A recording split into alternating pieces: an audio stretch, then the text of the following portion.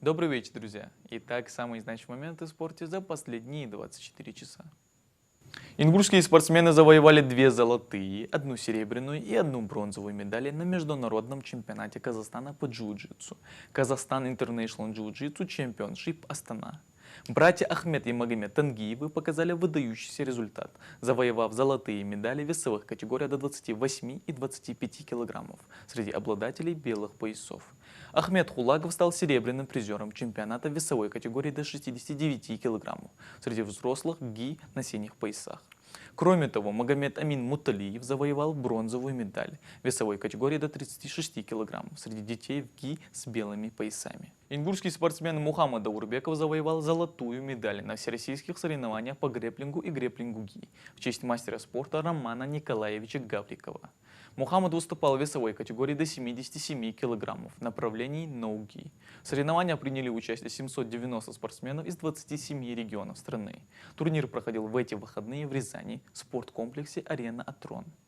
Наш борец вольного стиля Магомед Евлоев, выступающий за Таджикистан, стал бронзовым призером международного турнира по вольной борьбе среди взрослых памяти Динмухаммада Кунаева. Магомед выступал в весовой категории до 79 килограммов. Спортсмены из Казахстана, США, Кыргызстана, Австралии, Бразилии, Узбекистана, России, Монголии, Китая и Таджикистана боролись за медали в 10 весовых категориях.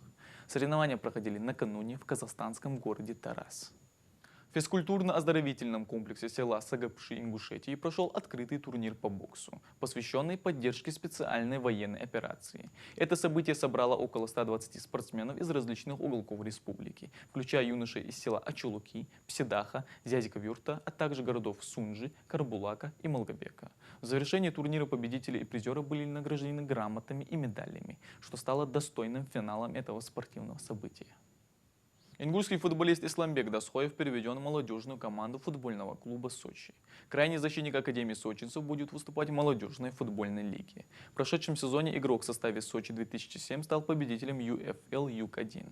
Исламбек является системообразующим игроком команды. Игрок провел 23 игры в первенстве, забил 3 гола и сделал 6 голевых передач. А пропустил Дасхоев лишь 1 игру в сочинцев, и то из-за перебора желтых карточек.